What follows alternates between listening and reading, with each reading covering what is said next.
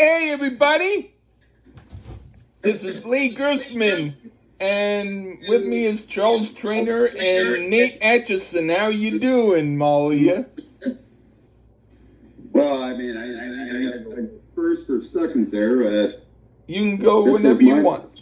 This was my suggestion to the Lee Gersman expert podcaster that he is. It's been a long time since we've had. I think I'm one of our best guests we've ever had. I mean, we only had about 2 or 3 since I've been on, and it's Lee's show, still Bushy. It's not mine. But welcome back to the show, Bushy. This is exciting. Yeah, I'm. Thanks, guys. In fact, anytime that anyone suggests Nate on my show, I'm totally cool with it because he's one of my favorites.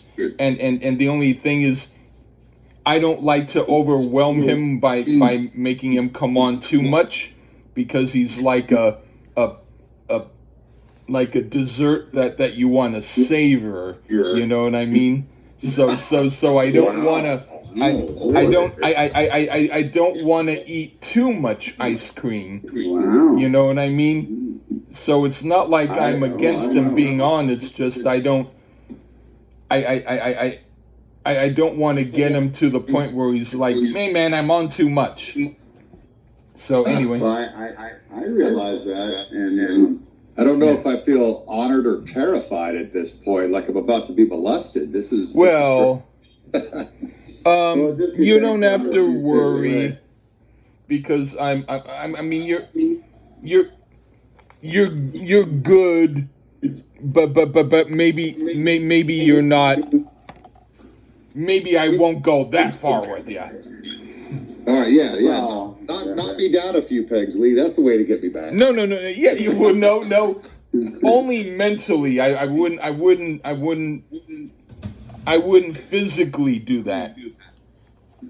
That's funny. That's funny. No, I'm happy to be back, man. I'm happy to be talking about this record. I hadn't listened to it in a while, so that was cool.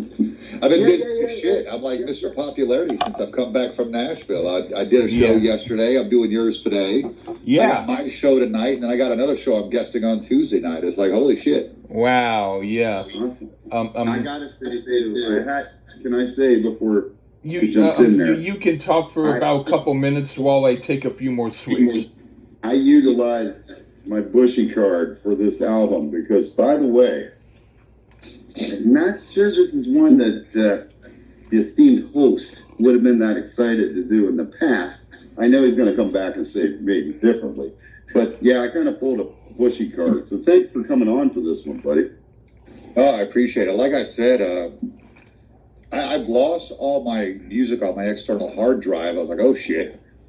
But it is one that I have in my vinyl collection, so I was able to clean that up and jam this album, and I was like, oh, shit, yeah. I can't wait to talk about this. Oh, boy. And since Lee's dissing, I guess I can say is his Robin to his Batman. We're doing Aerosmith Pump today on the Lee Gersman show. Yeah. And I think he's still sipping. No, I am now for a little bit, but yes, we're doing that. Keep talking for just one more minute, and then I'll be totally ready. Well, okay, I just want to kind of set the table real quick, and I do have a few profound thoughts as we go back to Lee and Bushy, but this came out in '89, and I was a sophomore in high school, and Bushy and I are roughly close enough in age. But this was a high school fucking, you had to have it, like Bushy. Yeah, 89, 90, I was a freshman, absolutely. You had to have this. I absolutely did. I had the old cassette back in the day. Me too. I remember I wore it out for the longest time. There was 3 singles on the radio. One of them, man, I loved. I like a lot, and it was cheesy and hokey, and we'll talk about that later. But man, great stuff. Going back and listening, man, I tell you what, I was taken right back to '89, and not in a bad way, dude. I thoroughly enjoyed revisiting this album. Yeah. I would have to agree. I finished sipping but for right now, but keep going. I want to turn it to Lee.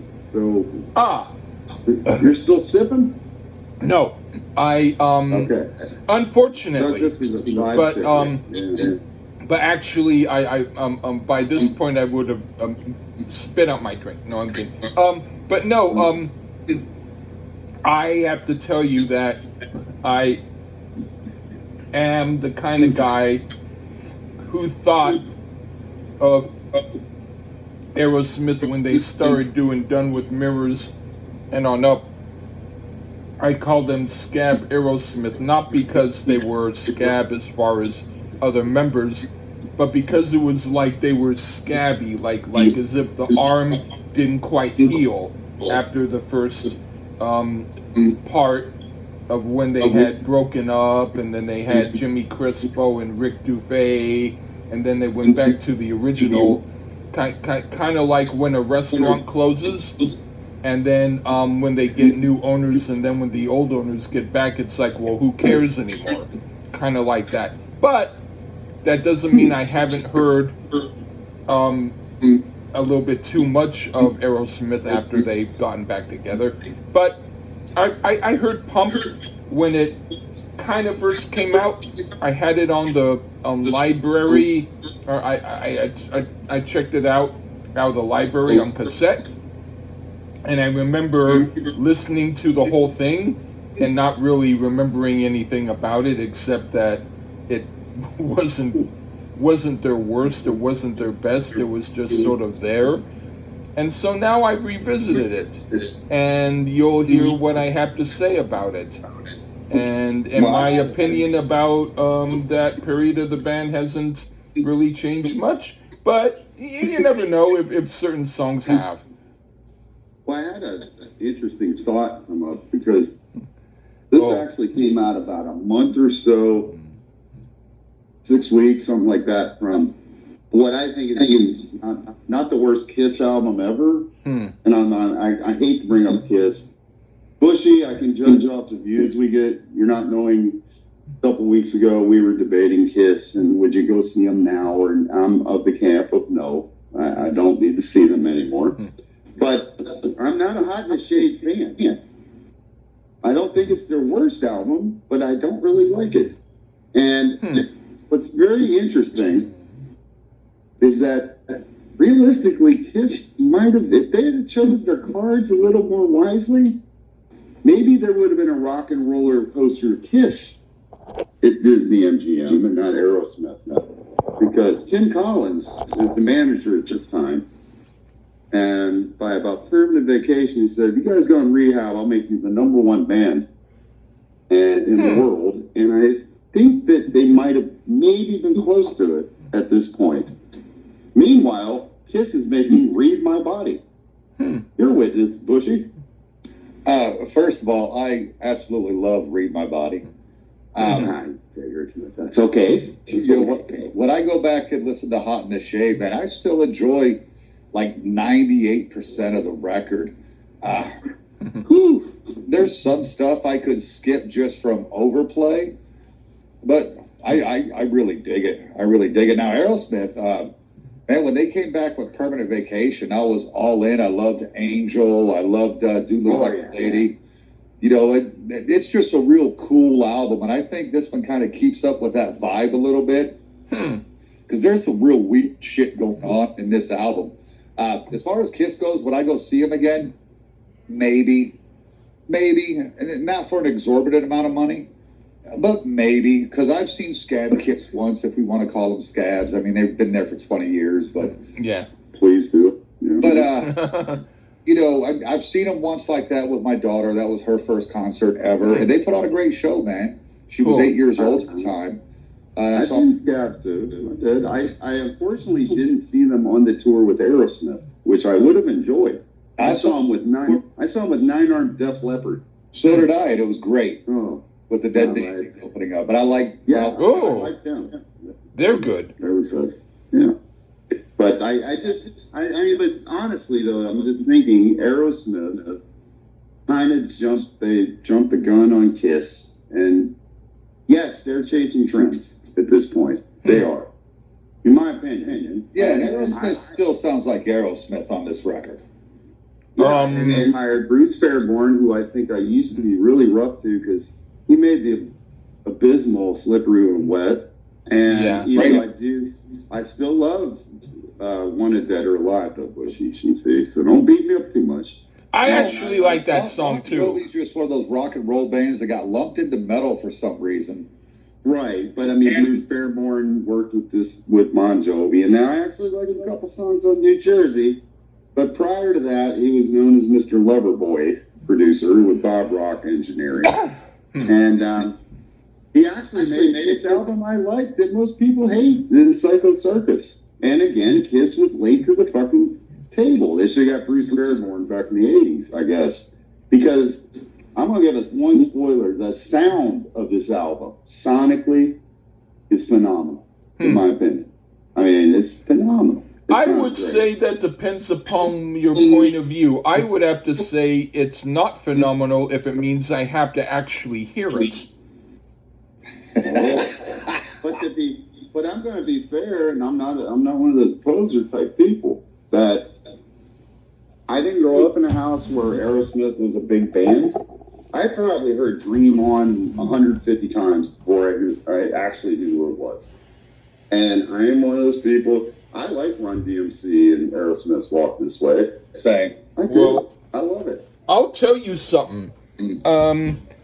Aerosmith at that time, when I was growing up, my brother Steve, he had lived in Hawaii, and when he came back home to California, he said that other than Kiss, the other group that was popular in Hawaii was Aerosmith. And I didn't even know who Aerosmith was. He was the one who told me about them. And he said it in a kind of an unfavorable way, like this group called Aerosmith. Kind of like saying, like, what's this bad stuff on my taco? Take it off. And so, and then later on, I was going to Foster's Freeze, and they had like a jukebox with songs, and one of them was Dream On, and I didn't know anything about Aerosmith, and so I think that I put on Dream On, and I don't know what the other two songs were. I think that the other song was an Aerosmith song I picked. It's like 3 songs for a quarter. And so I remember I didn't like Dream On at all. And I was like, what's this crap? And I remember the other 2 songs I liked. So the other song, which I don't know what it was, might have been Aerosmith. But at that time I was so annoyed at Dream On that I didn't care. But later, at school, this one lady, this one girl in school, Cece Philpott, she was like the curly haired Barbie doll type of lady who everyone liked. And I didn't know her well, but she came with Aerosmith Rocks. And then I heard Back in the Saddle, and I was like, wow. Then as soon as I could, I bought an Aerosmith album. I forget which one I bought first. I was trying to get Rocks, but I bought an Aerosmith album, and they immediately became a band that I needed to get. Oh, Draw the Line. That was the album that my mom got for me because I wanted to get an album by them. So she went to, it was like a hairstyling store, but they happened to have records too. So she said, the lady there at the store said, this is a good album, it's good acid rock. And even though I didn't take acid, I liked the idea of acid rock. So I heard it and I was like, holy hell, this is awesome. So that's my initiation into Aerosmith. But you had you had drawn the line kind of the moment. I have full spoiler alert. Yeah. I wasn't a big fan of Permanent Vacation at the time. Oh, was that I your like period David, of it's it? like, and I agree with Bushy. No, I agree with Bushy. Angel, the tone that Joe Perry has on that guitar solo, that's why I like Joe Perry more than Brad Whitford. That's a little spoiler, even though Brad Whitford is badass. I got nothing against him. I love the tone of Joe Perry when he nails it. And it's on that Angel song. That song could be complete shit, but that guitar solo alone, and it's not, and that guitar solo makes it. But this was the first Aerosmith album I owned, personally. See, Aerosmith, I knew a lot of their stuff, hits-wise, because my dad, while we were overseas, he would go to these rod and gun clubs to shoot black powder. And they always had the jukebox going in the cafeteria. So I was hearing a lot of the hits because, military people like rock and roll, man. Yeah. So I was very familiar with Aerosmith. Permanent Vacation's the first album I ever bought with my own money. And I'm reasonably sure it's the only Aerosmith album that was ever in my household up to that point. My dad was more a Pink Floyd, Led Zeppelin, Black Sabbath guy. He was listening to rock and roll. Yeah. And then, this comes out, and it was great. And, of course, in that time frame, especially between Pump and Get a Grip, is when I was really doing a lot of buying of CDs and such and cassettes, through Columbia House and BMG Music Group. And I got to tell you, man, I was all in on Aerosmith for a while. I really dug them an awful lot. There's a couple albums that are just trite, but for the most part, you go to Rocks. Rocks is flawless. Toys in the Attic, if you ask me, is fucking flawless. Even though there's songs that I don't need to hear ever again just because the radio's killed it. That's the problem with FM radio is they get a song, they'll just beat the hell out of it. Yeah. But man, I grew up hearing Aerosmith all over the place, knew who they were. But like I said, my first album was Permanent Vacation. Loved it, thought it was great, especially compared to those couple albums previous. And then Pump, well, we're going to talk about Pump, so I'll leave my thoughts on that until we get into it. All right. Ironically, I do think I seen the video for Let the Music Do the Talking right before the Run DMC thing hit, and it did nothing for me. I love it now, but at the time, I was like, that's cool. So I was like, move on. And then I think most of America did. And then Ted Templeman produced that. And the drums on it are thin. It's just something not right with that record sound-wise. Like, it's not horrid. I don't know about Night at the Ruts. That one's, I like it, but it's a little iffy. But I definitely went to Pump back. And Rocks is probably my favorite. Then Toys in the Attic.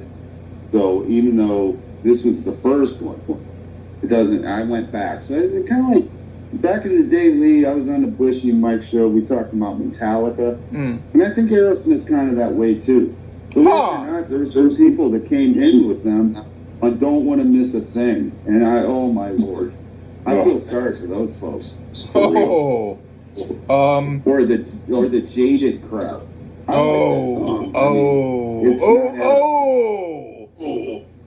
like it. We're going to discuss that bullshit later, believe me. I will tell you that Metallica, Lee. There are people even though I'm not into some of Aerosmith's albums, I would much rather go through their whole catalog than Metallica's. Right, and that's what I'm saying. Unfortunately, the Metallica fans that came on board with Saint Anger. Oh gosh! I can't believe if they came in with Saint Anger, they were fans.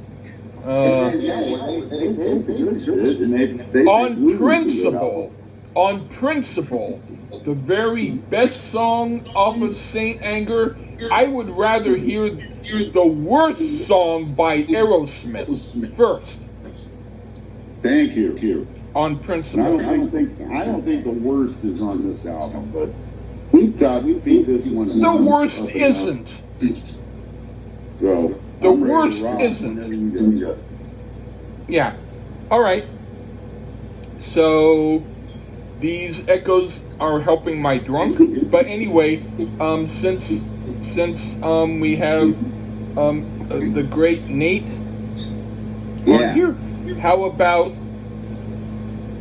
He lead us. we just start where he leads us, and then I will pick who goes next depending upon my whim. Okay, Nate. No problem. What do you think of Young Lust? Young Lust, it's a decent opening track. The bass is something in this song. I love Whitford's bass going on in this, or Hamilton's bass, yeah. Hey, look, I'm not even drinking. Isn't that crazy? But there's nothing amazing here. You know, it's a mid upbeat tempo rocker. I dig it. I dig it. But there's another song that should have opened this album. Okay.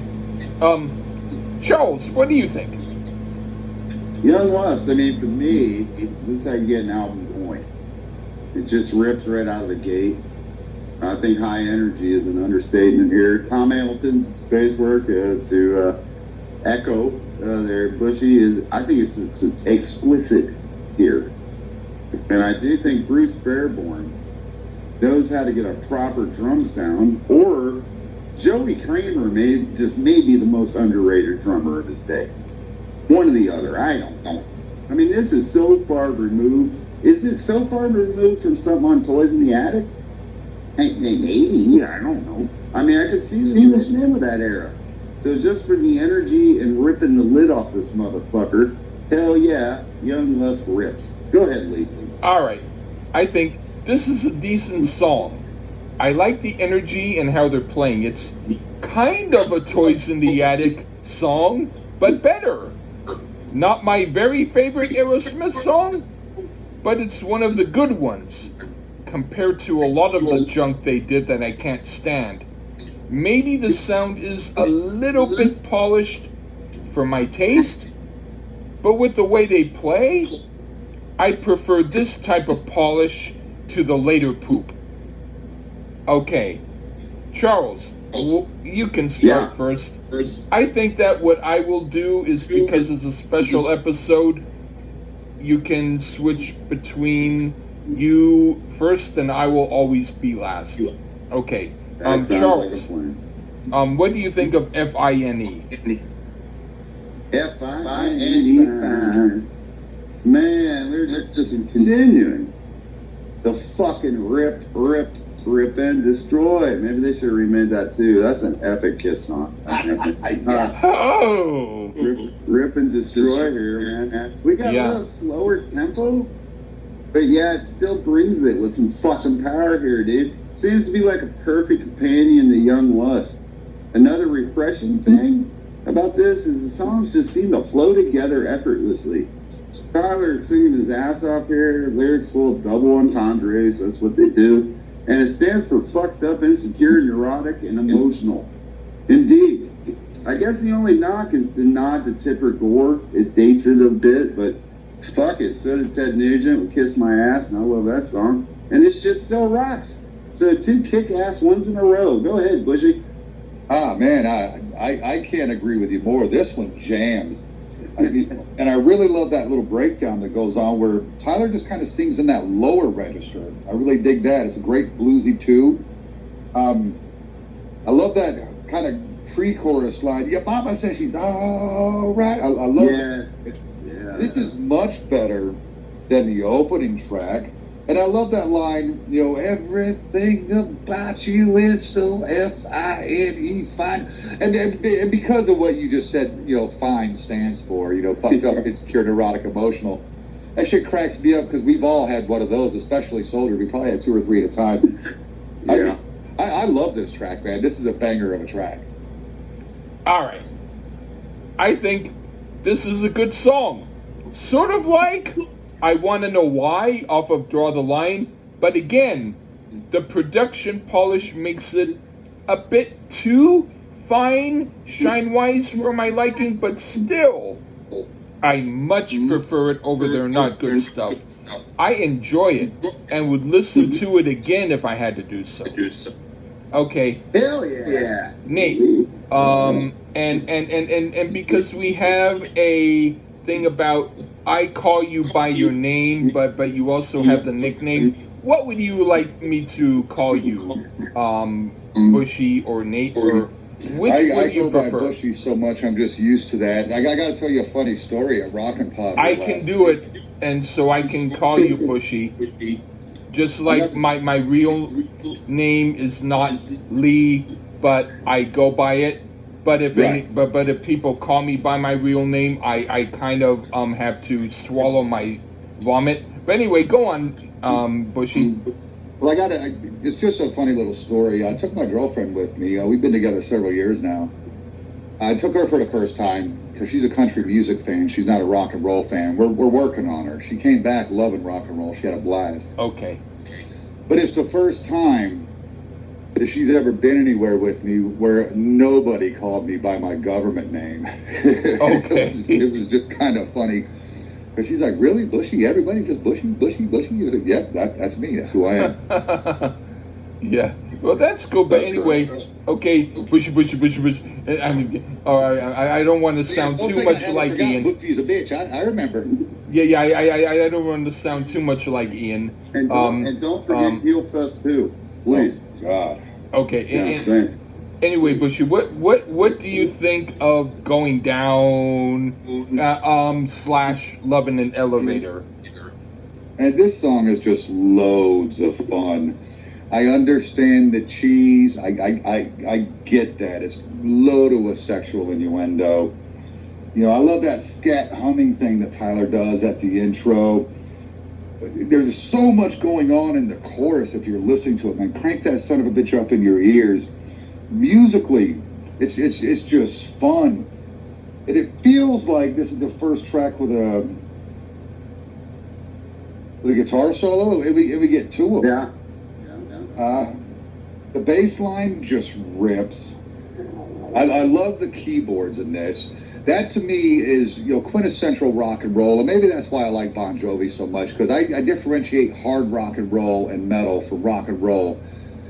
Keyboards got to be involved, and sometimes horns, and we get all of that on this record. I love the video to this song. You know, the chick he was making out with was sexy as hell. This is just a great tune, man. And if you don't like it, it's just because you didn't like the fact that it was popular. What do you say, Charles? Well, I mean, the going down part, all I remember is the hot chick who would be the future Mrs. Nikki Sixx in the video. Yeah. And it really didn't need a title. You know, it's like that going down. They could have just put Love in the Elevator, I think. But, oh well. And it was a debut single. And there's our Aerosmith. Just a fun rock and roll song that doesn't take itself too serious, Hoss. I mean, Tom Hamilton, his bass slides on this are very, very kick-ass. And we finally get my favorite Aerosmith guitarist. I'm sorry, cool kids. You think Brad Whitford's really the best guitarist in the band because he's not that good looking. And Joe Perry's a decent looking guy. But we get Joe Perry there it is. There's that tone. And you're right. We got some solos here. We didn't get those in the previous. And this is my kind of thing. And I'm sorry if it isn't yours. And sure, I see this as a sequel. The dude looks like a lady. But I would enjoy this one with the hair more anyway. And the band is on fire on this one. It ain't Paul Simon. This is rock and roll, baby. Let's do it. Yeah. Right on, man. Going down, motherfuckers. Listen to me. Yeah, this so far is my favorite off the album. The polish works on this song. And the way they play, they sound like they're really into it, and I can get with it. It gets my approval. Okay, Charles, Now, what do you think of... Before we go to the next one, I just want to ask Yeah. you quickly.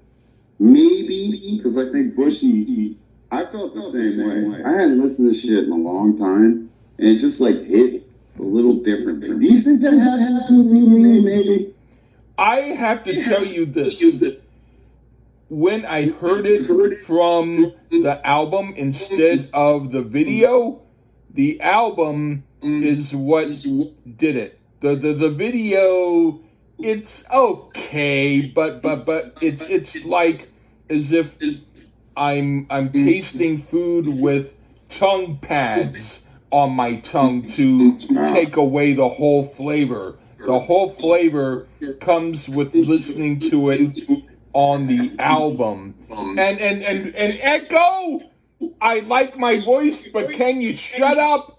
Anyway, well, what I want to say is it's good though. I wasn't complaining to either of you. I was complaining to myself on Echo, which is weird. It's like a drug trip that I'm not on. But yeah, love in an elevator. Yeah, I like that. I think it's really good. Okay. Now, Charles, what do you think of Monkey on My Back?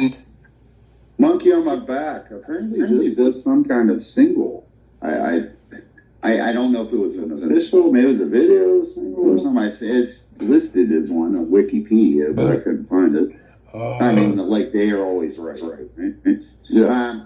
But Monkey on My Back. Well, you gotta keep it up here. I totally dig this one.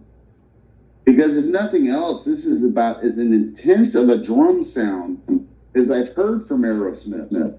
Now, to be fair, I think we finally hit a point though where there are some elements to this song that seem kind of cliche. The little sound effects that was going on with the drums, I've heard that in other songs at the time, and that was the MO of this band, was to fit in and supersede what was hot at the time. I didn't necessarily care for that part, and as hard as I try to, I just can't shake that the riff sounds to me like AC/DC's giving a dog a bone.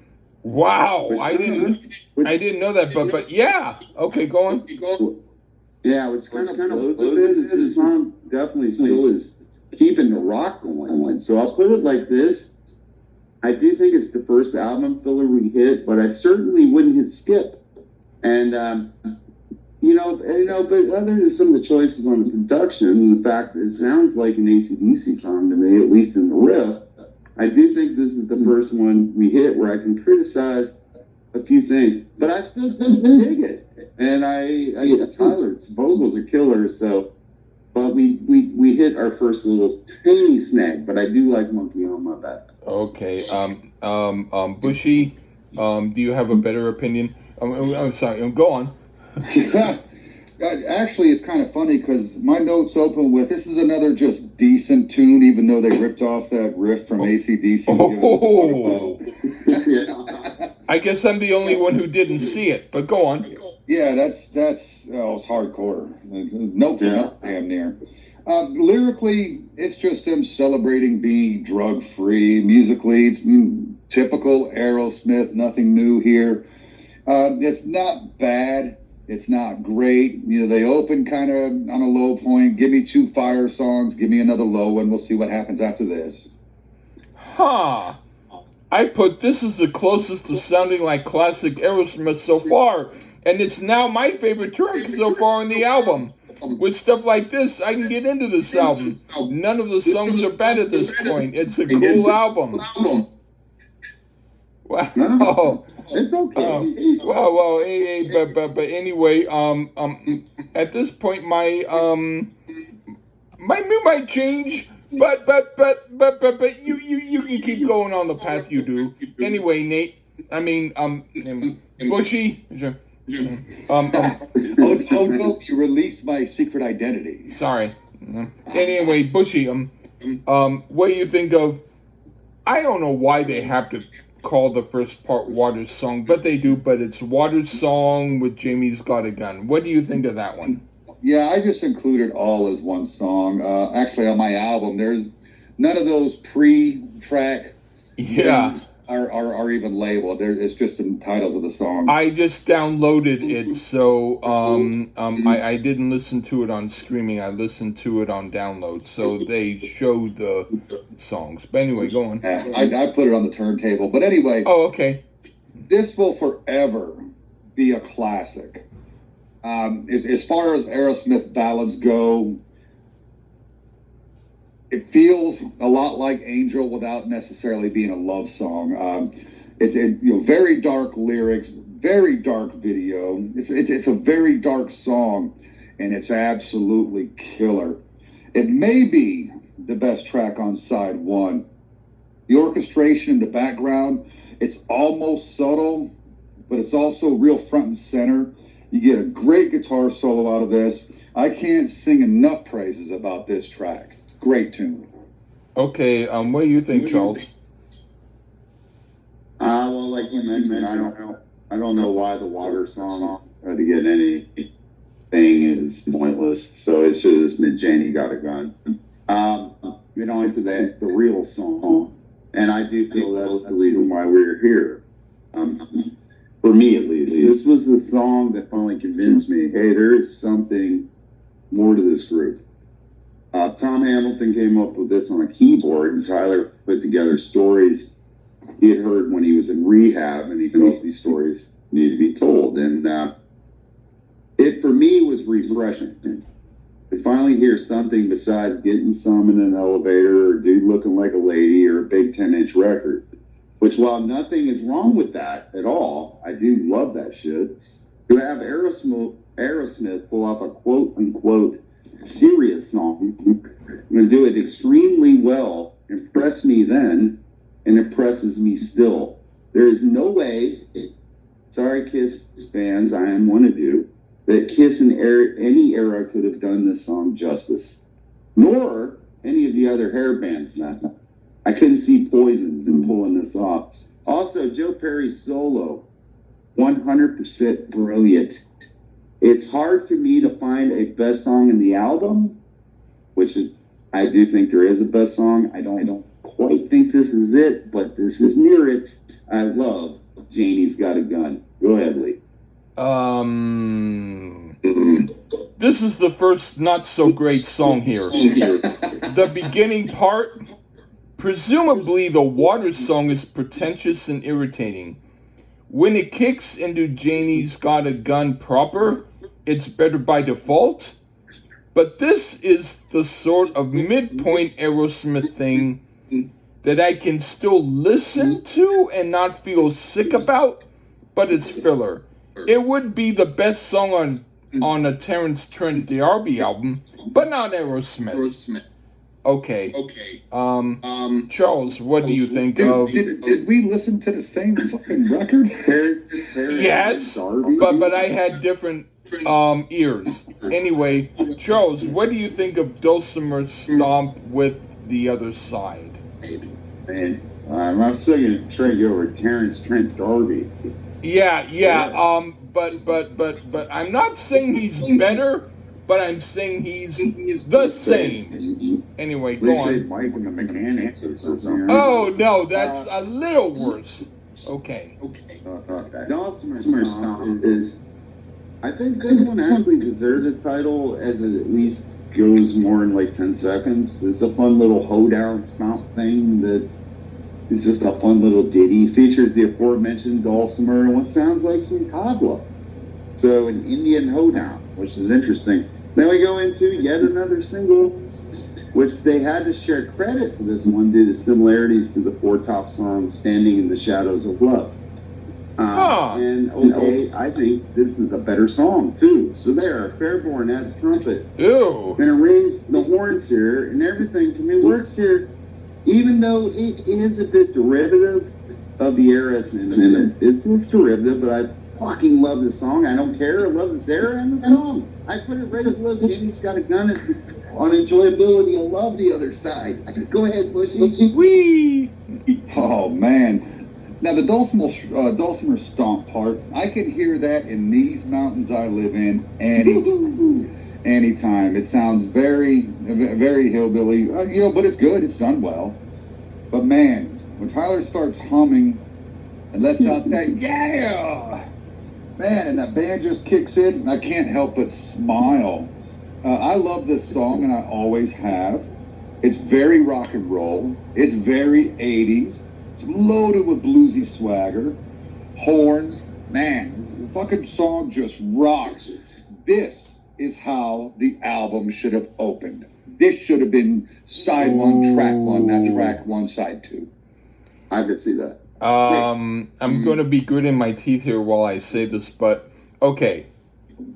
This is a good case in point of an excellent beginning song and an at best mediocre full song. I could make the comparison that while I'm listening to things like Dulcimer Stomp, my friends would prefer hearing the other side. Overall, and I'm referring now to the other side, the song is even less interesting than Janie's Got a Gun, which at least had a little bit of an edge to it. This song is pure amusement park metal, complete with balloons and free cheese pizza slices. No thanks. This doesn't totally stink, but it's giving a little bit of a foul smell. Okay. And that's Bush. why you're punished this echo from hell right now. Yeah. I'm glad that the echo is getting rid of all of your bad opinions. Anyway, Bushy, what do you think of My Girl? And I'm going to be drinking a little bit more, so you can go on for 20 minutes if you want. Go on. It doesn't take me 20 minutes to talk about this. This is an album track, based and I don't even know if it's an album track. It's definitely filler. It has its moments. I like the whole slipping in and out of love. That's cool. As a whole, even though it's rock and roll, it has a strong honky tonk feel. I'm not a fan. Let's go. My Girl, Charles. Charles, what do you think? Go ahead. Go ahead, Lee. No, you can go on. Okay. For some reason, just doesn't hit with me as much. I mean, it has some cool riffage, but it just falls a bit flat for me in comparison to the strong songs on this record. And its album filler, and it's not all to say. Well played filler, but I could actually say this isn't essential, and this is the perfect time to hit the skip button. Could have been held for a B-side. All right. And that's how it comes across. I'm curious, though, before you cut me off, because I wasn't finished. I guess it's mainly because it's just in it as strong as what's best on here. But, by the way, Bushy, myself and Lee, I think, reviewed the bonus track. Not sure if you did. I did not. I've got to back. We don't need to. We don't need It's to, okay. but the bonus track is better than this. So, Yeah. Go ahead, Lee. I said about My Girl, I said it's better than the last two songs. So the momentum. Oops, sorry. The momentum is picking up a tiny bit, but it's only a tiny bit better. So the momentum isn't picking up enough. Ultimately, still a filler track. So I agree in the deranged way. Anyway, I don't care who's next. I'll just pick you, Charles. What do you think of Don't Get Mad, Get Even? Well, I mean, this one was quite a bit more for me than the previous one. And it's, especially that uber bluesy verse. I do think the chorus brings it down a hair, as it's a bit more like stock Aerosmith sounding. Those eras in that time frame, but those verses and that vocal melody is great in the verses. I also see this again as filler, but not as unforgettable. My Girl's unforgettable. That's pointless. But this one's not as bad. I could actually see this one probably kicking some ass live. Maybe it's not the greatest, not the worst, but it's just a decent album cut. Okay, what do you think, Bushy? I think Charles read my notes. That old school blues opening is fucking amazing. I prefer those verse parts to the chorus. I'd have been okay with the entire song being that kind of a bluesy song. If you take that chorus out, it's fucking flawless tune. Yeah. All right. I put it's a mediocre blues type of tune that they do way better later on Honking on Bobo. This is passable, but the momentum is stopped. It's better than the last song by about 0.1%, though. Okay. Bushy, what do you think of Hoodoo, Voodoo Medicine Man. I tell you what, for a song that seems like a garbled mess, when you pay attention, Joe Perry and Brad Whitford are really laying down their best guitar work on this entire album. And I really love this song simply because it sounds so fucking messy. I think it's a great track. All right. Charles, what do you think? That's another one where we get an introductory piece, and it sounds like Steven Tyler is reading a script for a voiceover for a Western or something. Yeah. It's kind of interesting, but I don't think it warrants the title again. And on the Voodoo Medicine Man, this was written by Tyler and Brad Whitford. Well, yet again, I don't think it's a definitive Aerosmith track. Out of what I'd consider the album cuts, this one is probably the most original sounding and probably the best of them.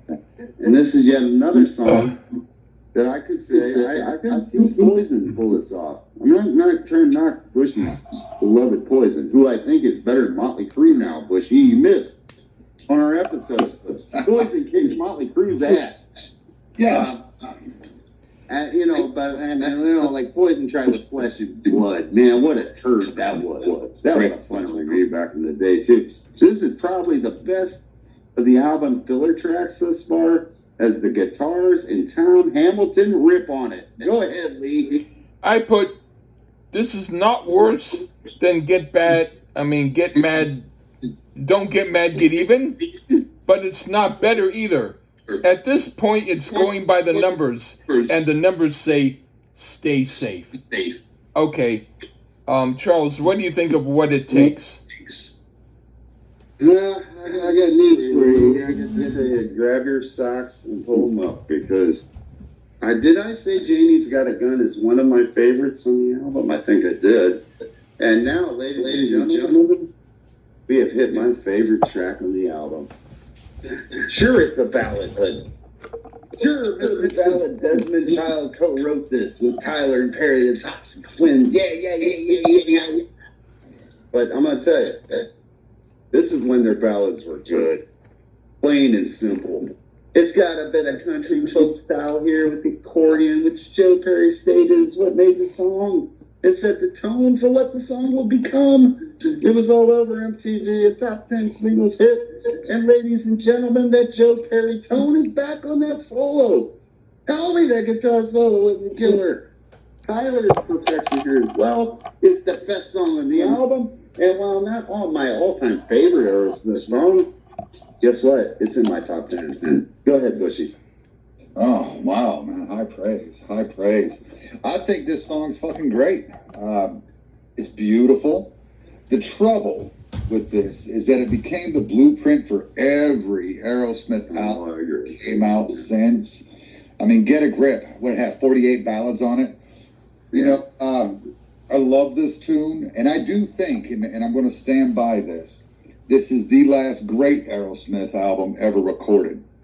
You know, Get a Grip was good. It was good, way too ballad laden. But the stuff that rocked. But this is the last great Aerosmith album, and I think it's a great way to close out the record. Is it their last great ballad? Is Crazy that bad? Or Crying? Crying. Is it that bad? Crying's good, but Crying is amazing, is Jaded. It's all the same. Amazing gets old, and then it starts to get the shit. But maybe it's not their last. I think I'd rather listen to the Armageddon soundtrack and hear "Don't Want to Miss a Thing" before hearing Crying. Well, Armageddon is a great movie, one of the greatest movies of all time, I think. But Lee, what do you think of What It Takes? Shit all over. I'm not a fan of their ballads. But even though this isn't a favorite song of mine on here, and I would probably skip it, it's also not worse than the last few songs. But it does cement my feeling that this is a product of Scab Aerosmith, and Pump overall isn't one of their better albums, regardless of the opinions of people who I know have not great taste. The hidden track is better, but it's only one chord, and it sounds like someone practicing for something that might be great, but this is only a scrap and doesn't help the song what it takes. Yeah. Well, You know the hidden track where they do the ba ba ba ba ba ba ba ba ba ba ba ba ba ba ba and they don't stop. I don't really care for that. The All right. Even Enough is the bonus track. It was a Japanese. But version of there's the album. also this bluegrass thing of just some guy strumming on a chord. Right, I didn't really for that. I turned it off once the song's proper. Okay. They didn't know that. But it's okay. I just always say stop.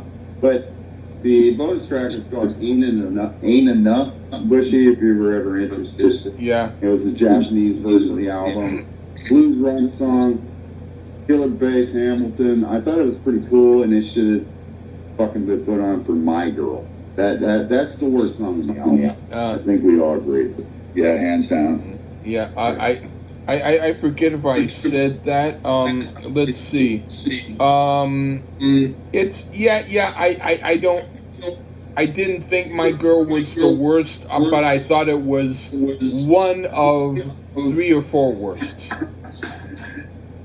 And to be fair, I also looked this up, Lee.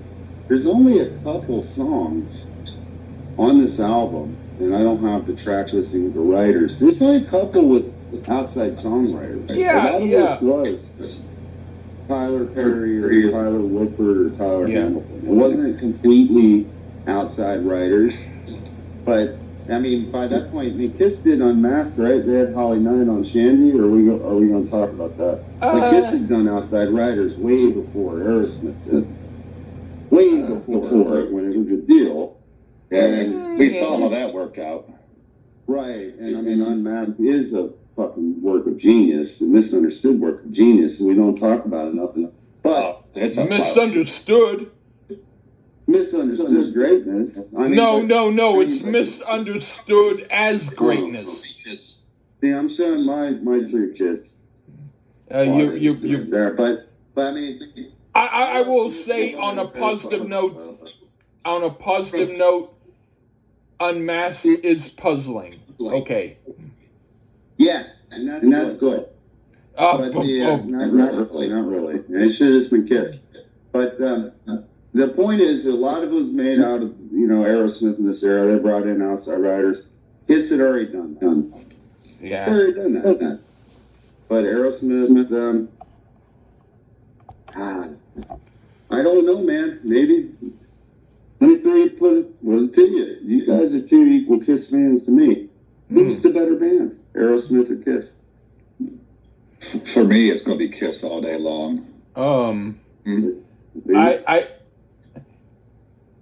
I keep going back and forth, but if we're talking strictly on which group I've bought more albums of, I would say the only studio album of Kiss that I didn't physically buy was Monster. Whereas I stopped buying Aerosmith albums, well, technically after Rockin' a Hard Place, but I might have bought. No, I don't think I bought any albums of Aerosmith after that. I would be. So I'll say Kiss. I will agree. We'll make it a trifecta here, but I mean, I think you can like Aerosmith and Kiss equally for the most part. I don't think there's anything wrong with liking both. And true. Aerosmith definitely stayed more relevant than Kiss. I would say that even with Aerosmith's ballads, they still were able to do some stuff, even on their worst albums, that were okay. It's just that there's tons of worse stuff on some of the albums that made me not want to buy them. Need I remind you, and then Bushy will maybe know it slightly better than Lee, but Lee will know it when I'm talking about this really shitty Kiss song on the Detroit Rock City soundtrack. Oh, Nothing Will Keep Me From You. Horrible. Yeah, this part 2, Don't Want to Miss a Thing. Yeah. Was that a Peter Criss singing thing? No, that was Sam. Oh, it was bad, really bad. We're never trying to follow the trend that Aerosmith was doing. In the end, I mean, I do prefer Kiss over them, especially 70s Kiss. But in this era, Aerosmith was kicking Kiss ass, period. That's the way it was. Only on a few songs. And I disagree because when Well, no. You only disagree because of your age, Junior. I'm only disagreeing. I'm not disagreeing because of my age. I'm disagreeing. Well, but that's why. If you want to disagree because of your bad taste, that's fine. But I'm giving you the credit by saying it's because of your age. You give me the business, and I'm just going to tell you the facts. Oh, in 1993, when Get a Grip came out, where was Kiss? But that doesn't mean that Right Poison tastes better than shit just because of the age. Motley Crue. Where was Motley Crue? My favorite Motley Crue album, 94. Where were they? Aerosmith rose above that. Oh, Motley Crue's 94 is a hell of a lot better than Aerosmith and Kiss. I'm not saying it's better or worse. I'm just saying. But I am. Stayed relevant. Then shit on the shingle is relative. I'm not saying it's cooler. I'm not saying it's better. I'm just saying I am. They had a goal to stay relevant and mission accomplished because they were rubbing over. Mission accomplished as far as money. Well, what are you in the business for? Yeah. In other words, if you did a gig and they only brought 3 or 4-year-olds to your gig and they were like, yay, Teddy Ruxpin! Would you do the Teddy Ruxpin thing for them? Hey, I'm with you. I'm just saying. Okay. Living on the edge. I would, but that's because I'm me. Or am I wrong, Bushy? You got to say that again. Was living on the edge, rubbing elbows with the Stone Temple Pilots and the Pearl Jam of that era. It was all over MTV. They were the only band that rose above that shit. Oh my word! At that the grunge time, they weren't buried. I'll be quiet. They weren't For a moment. No, Bushy? No, that song was a big hit. Although You Could Be Mine blows everything out of the water that them grunge bands were doing. Could have. I agree. I'm a Guns N' Roses fan, but by 93, 94, did you really hear Guns N' Roses or see Guns N' Roses on MTV a lot? No. But you did see Aerosmith, along with Alice in Chains, Pearl Jam, all these different groups. And it's because they stayed Aerosmith or whatever. They made these. The ballads were probably saved their life, even though we hate them. Oh, but I'm gonna say though that Stone Temple Pilots, even their worst album, Shangri-La Dee Da, I'd rather hear that over Living on the Edge any day. No. Oh, no. But look, I admittedly don't like grunge music. You know, I'm slowly starting to come around on Alice in Chains, for God's sakes. You know, and I still say. You know, Bushy, if you listen to even The Devils Like Dinosaurs, that's the one good album that Alice in Chains did. That is bullshit. One good album. Their best album.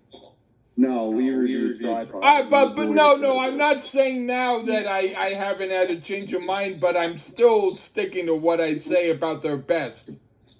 My point is whether I get it. I brought it up to Bushy not because he likes grunge.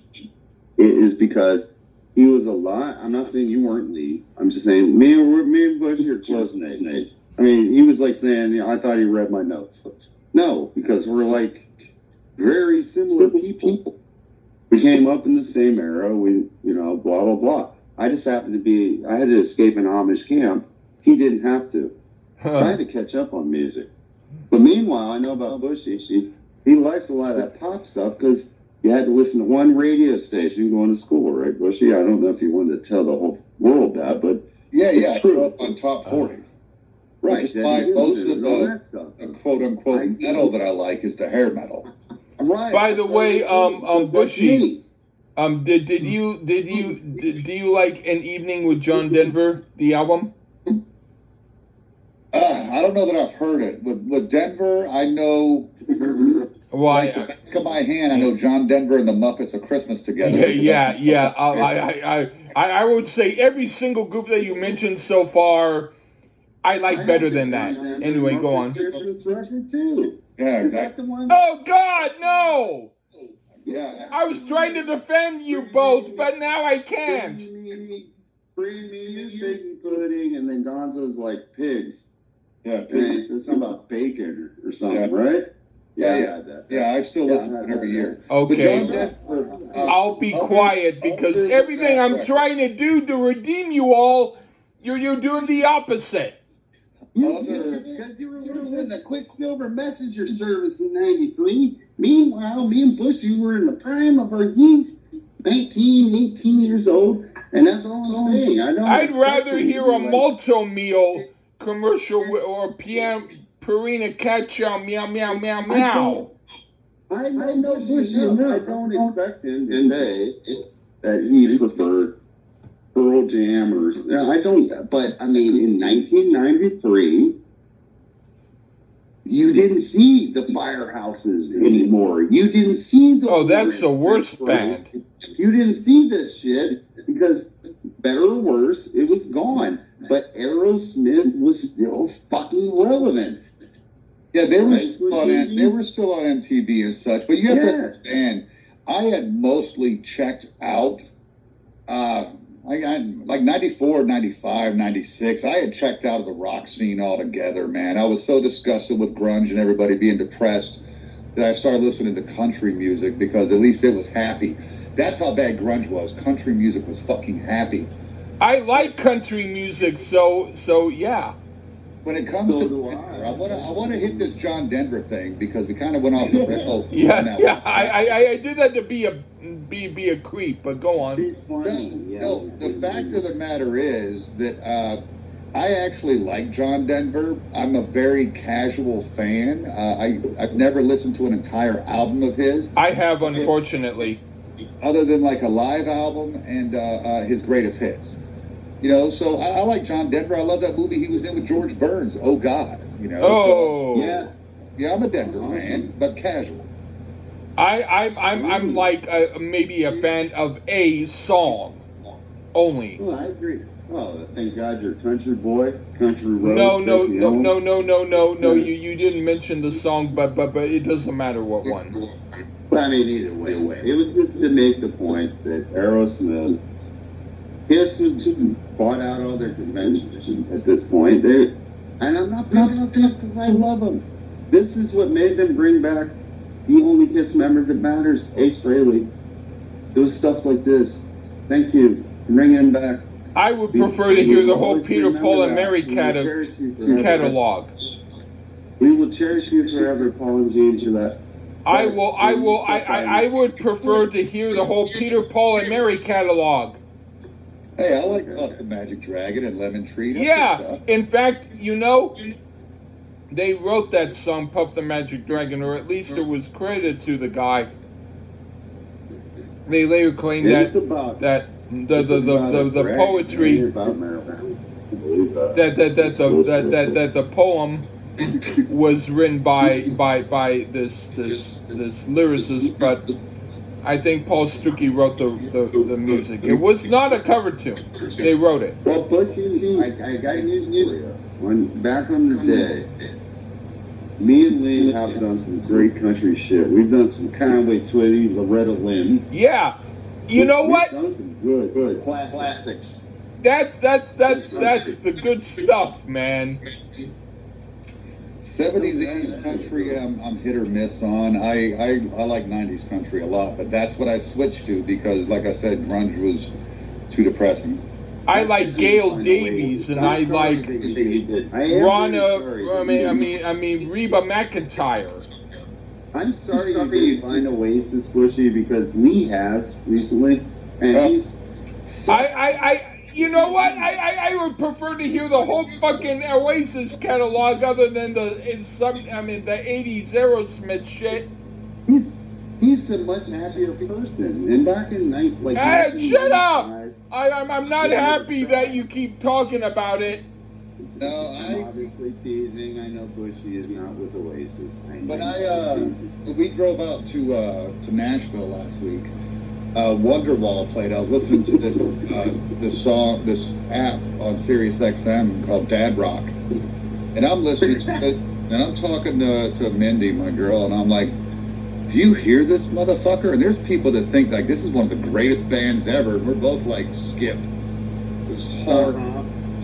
Skip the hell out of it. Both of us. Well, you didn't mention to Mindy who would have thought that. That's good.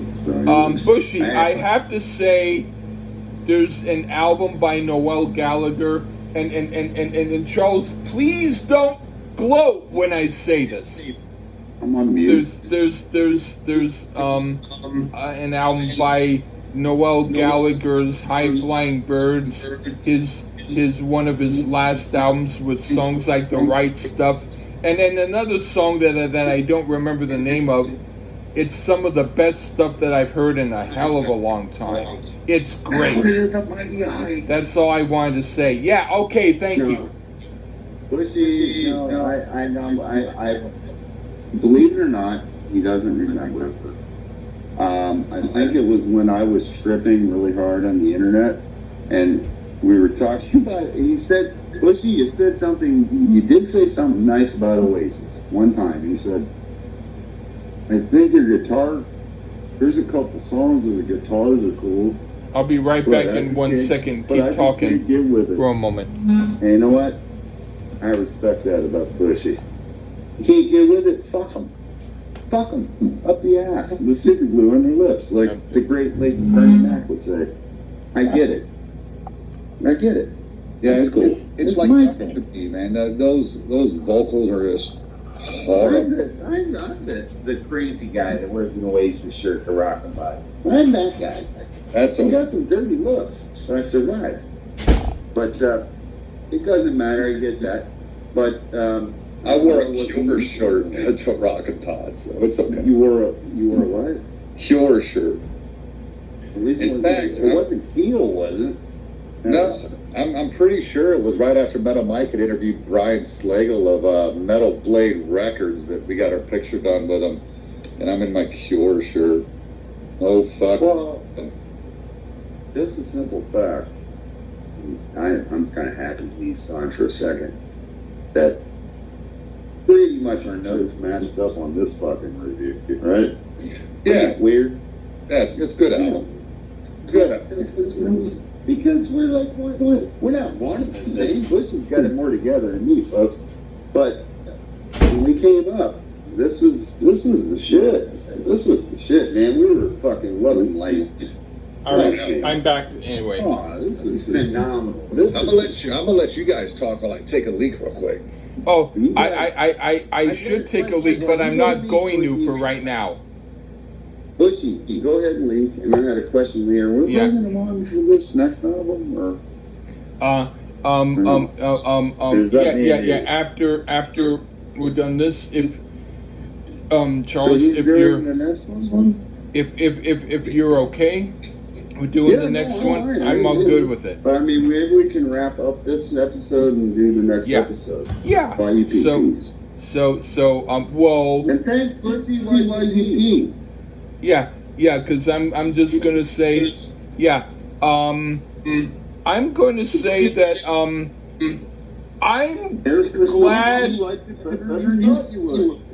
glad that there were at least 2 or 3 more songs that I liked better than I thought, but ultimately it's still what it is. But I would still rather hear an album by Aerosmith than to hear an album by a group that I don't like at all.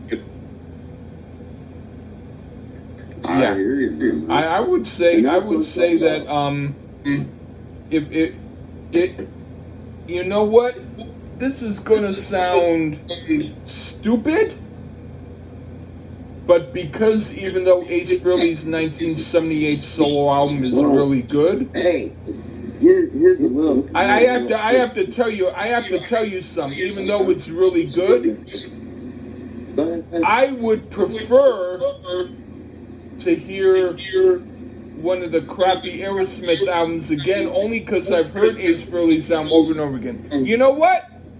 I have to tell you something. Tell me. All right, both of you. If Bushy, are you back? I want to tell you something. Okay, you can tell me enjoyed something. This more than the Who, Tommy, and the record will prove that. I'm actually willing to hear Tommy again over an Aerosmith album, but go on. You would listen to Tommy over this? Yeah. But don't quote me, please. You blew my mind there. Yeah, it's definitely a lot longer. But in the end... Yeah, but I don't mind You longer. like this better than I thought you would. There you go. You liked it better than I thought I would. No, you liked it better than I thought it would. You loved yeah, I like one or two songs better. You loved it better. I liked it a tiny bit better. No, it's okay. I'm just glad you. No, I don't like a lot of it. No, you really did. No, I'm not good. Shut up, I'm not good. I was thinking, Shut up, I'm like, this sucks, like you did on half the Tommy songs. This sucks. Next song. But you didn't do that.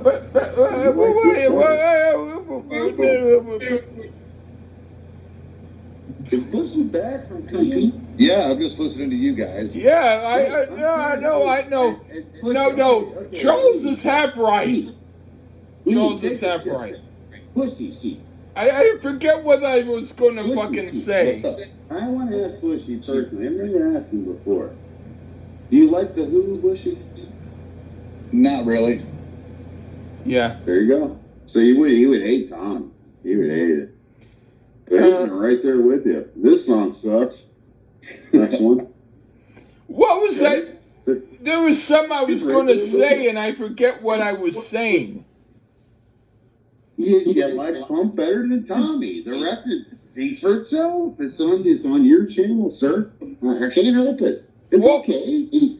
Well, did I say I like Pump better, or did I say I like Tommy better? You don't have to say it. Just wait. Okay. I thought I said I like Tommy better than Pump. No, let Lee. Okay. Calm down a second. I'm not calm. If we do a review of an album, let's say Living Color, who just did a great opening for CM Punk, right? For WrestleMania. That was badass. Yeah. God, that was badass. Anyway, and every other song, all you could say is, "Well, this sucks." Next one. I didn't notice Lee do this on Pump. I don't think he ever said, this sucks. Next one. But that's only because I wanted to say something. Maybe it's just for Bushy. You won't do it for me. I mean, I am the man. Well. The show. You are correct, sir. I don't know. Well, I forget what I was going to say. You don't like them, so it don't matter. There was something I was going to say about something. He likes the CSI songs, you know? Yeah, I like those. Yeah. CFI? What are they? But I just think the record shows that while you didn't love it, I'm giving you credit, Lee. All right, and I'm not giving you credit because you liked them more than I wanted you to. We gotta get Bushy on more than once a year because it brings up. I like him on. I just don't want to. It's like Facebook in real life. That's all it is. Pretty all it is. It's arguing and fucking declare blood feuds over albums that are 30 years old. But I guess, Yeah. oh, I was just gonna say one thing that I remember is I would rather hear the whole Peter, Paul, and Mary catalog before hearing the whole Aerosmith catalog. I would rather hear the motherfucking Mascara Sue catalog over You know, whatever you just she said. only I did can't say, she so only that'd be did weird. one other, she only did one other album that I can't find. We'll have to do it. We'll have to do it. I can't find it. We'll spare Bushy of that. You don't want to hear that, Bushy. Consider it's like Yoko Ono 9 Inch Nails. It's really bad. It's really bad. It isn't really It's not bad. good. No, it's really bad. It isn't really bad. It's just different. Look, I'm not trying to compete with you on. I'm being competing. Of our guest, Bushy. I'm being competing. You don't like that Spooky Tooth album Ceremony. That's all. Bushy. Bushy. Bushy. You if I gave you the album by Spooky Tooth called Ceremony, you might either be a complete fan or a complete hater. I'll tell you what. I mean, I'm normally sitting on the couch on this channel, but if you got Bushy to do the same motherfucking lame ass Bureau 3 or whatever it was called that I had to do on Freeform Rock Podcast with you and Mark, if you get Bushy to agree to do that, I will more than willingly sit back and enjoy, Bushy. Have fun. You know what? I will. I don't want Bushy to hate me, so I'm treading on thin ice. I don't do a lot of record reviews anyway. I wouldn't do that. I wouldn't pick that. They're for me, and this is just how it is. I've veered away from them even on my podcast with Metal Mike. They're so much work. Yeah, so much work. That's why I don't ask, because I don't want to make it painful for you. Like we even do a segment that we call Uncovered Gems or Undiscovered Gems, one or the other, where one of us hasn't heard the album, so I've got to go through and do the review, whether it's something I'm hearing for the first time or I've heard a million times. I'll still have to do my notes and so that I can do a quality review. It's just so much work. I've enjoyed doing this because I revisited an album that I literally never put on to listen to. So that was fun. I appreciate it. Yeah. You know what? You know what's so interesting? There's a group called the Red Crayola. They were like a punk group from Texas. And they did an album called Coconut Hotel that they did back in 1967. And their record label was like, we can't put this out because it's way too weird, even for you. And so they finally came out with it in 1966. There's about 44 songs on it. Jesus. 36 of them are about 1 second long. Yeah, he's been trying to rope me on that one for a while, Bushy. So you know what? And the weird thing is, I like it.